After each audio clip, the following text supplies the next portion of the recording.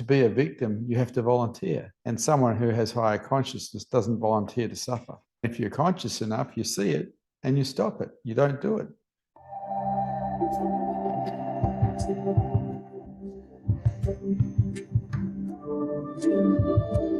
What is the root cause of human suffering?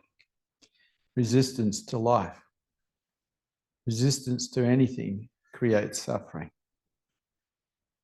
And so the antidote to suffering is acceptance of life, non-resistance to what is.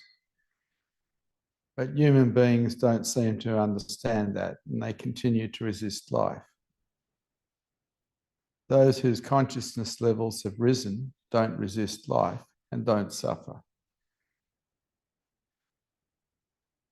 Higher consciousness rocks, because in higher consciousness you see the consequences of everything that you do and everything you say. And you don't go into resistance because you're not into your own suffering. You said that human beings don't seem to understand that suffering is caused by resistance. So that's something that you've taught people for many years. Other teachers before you have taught the same thing. Why is it, do you think, that people just don't get it? Well, in lower consciousness, people believe that they can be victims of things, other people, situations. In higher consciousness, that belief doesn't exist, because to be a victim, you have to volunteer. And someone who has higher consciousness doesn't volunteer to suffer. Because every time we turn ourselves into a victim, we go into resistance and we suffer. And if you're conscious enough, you see it and you stop it. You don't do it. But if you're not conscious enough, you remain resisting life, being a victim of this, that, and the other. It's up to you. We live in a very victim-orientated society, the West. And so the suffering is pretty great. How come suffering can continue even when someone intellectually understands the cause of it? They may intellectually understand, but that doesn't help. What helps is the practice of not resisting, the practice of let go and the practice of acceptance. And it's only with these practices that we change the default patterns of resistance. And so someone can intellectually understand that resistance equals suffering, but unless they've practiced something different to what they're programmed to do, the original default patterns will continue. Just because you see something doesn't mean that you change the default patterns of your mind. It just means you can see it.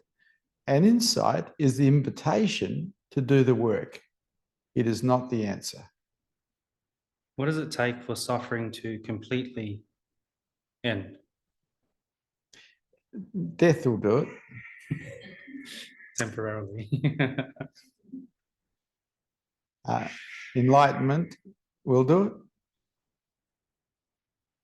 Someone who's enlightened doesn't resist life if they're fully enlightened, so they don't suffer. But you can end most of your suffering, if not all of your suffering, before enlightenment if you're not resisting life. It's up to you. What do you practice? If you practice resistance, you'll be good at it.